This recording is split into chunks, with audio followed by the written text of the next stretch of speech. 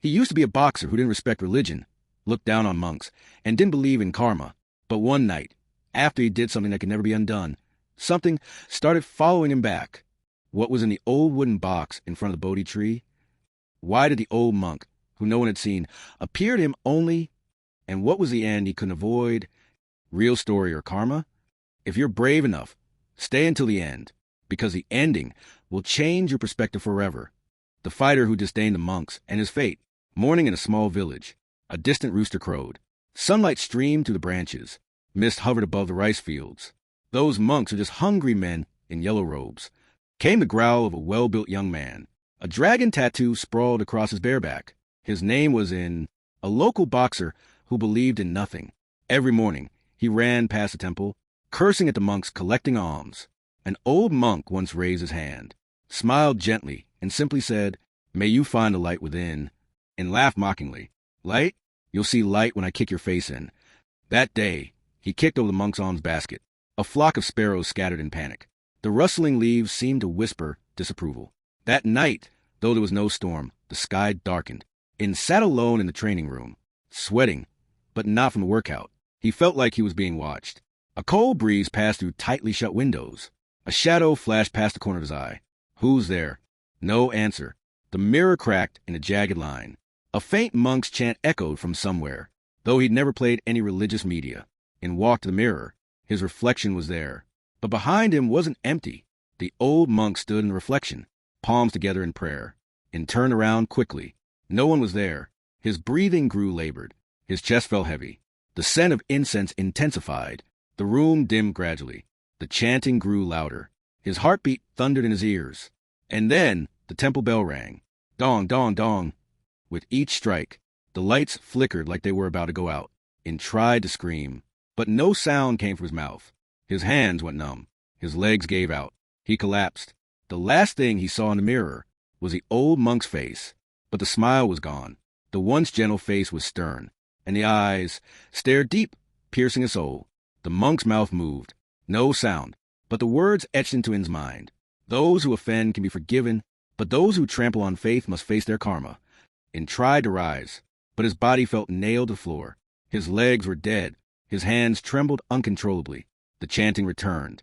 Not one voice, but many. It sounded as if the entire temple was chanting. The floor turned icy. Mist rose from the wooden planks. The scent of incense, candle wax, and damp earth stung his nose. Dark shadows began seeping from the corners. Like smoke, yet dense, it moved with life, and screamed inside, but the voice was still trapped.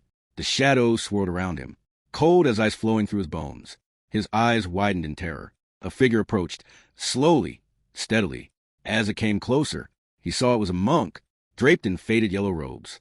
The face was obscured by shadows, but the eyes, the same eyes he once mocked, they were back. "May you find the light within." The same voice echoed in his head, but this time it held no compassion. It was cold, hard, like a steel blade slicing through the heart. Suddenly, memories flooded his mind like a film in reverse. Monks, his mother praying, him as a child, sitting beside her, hands raised in prayer, not understanding, but at peace.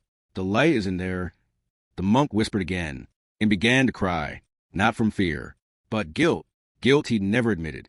He sobbed. The shadows faded. The monk in the mirror raised a hand, as if in blessing. Light began to shine into the room. The windows opened on their own. A cool breeze flowed in. The scent of flowers replaced the incense. And collapsed, gasping, and fainted. The next morning, the gym owner found him lying on the floor, shaking, but uninjured. On the mirror, a fingerprint appeared in the shape of a lotus. No one could erase it. From that day on, and never cursed at monks again. He woke early, offered alms daily, and meditated each night. When asked what happened that night, he stayed silent, only saying, "There are things you shouldn't challenge, if your heart is still in darkness," and became noticeably quieter. A man once ruled by fists, now chose silence before words. The villagers were curious, but dared not ask, because every time the night was mentioned, his eyes would change, red, not from rage, but sorrow, deep and frightened of something. One day, as he meditated before the old temple, a monk he'd never seen approached.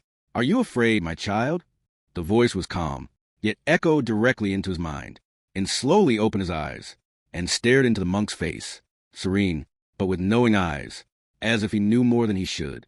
"I saw something, Father," and said shakily. "It wasn't a hallucination. I truly felt it." The monk gave a faint smile. "What you saw was not evil. It was compassion, shown through fear, to awaken you," and clenched his fists. "But I did wrong, Father. I mocked monks. I kicked an alms basket. I trampled faith." His voice broke, like a child finally admitting a long-held guilt. The monk sat beside him. "All humans stray. What brings us back is remorse and change," and fell silent for a long time. A breeze passed. Leaves fell softly to the ground. "I saw that monk in the mirror. Before he disappeared, he left a lotus behind." The monk was quiet, then said, "The lotus grows from the mud. The deeper the mud, the more beautiful the bloom," and stared. Something about the monk's eyes felt familiar. Before he could ask, the monk smiled and walked away. "Father, wait!" He chased after him, turning the temple corner. No one was there.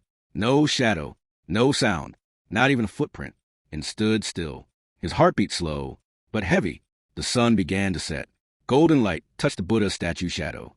At the base, on a stone lotus, was a single fingerprint, the same one from the mirror. The next day, and left the boxing ring.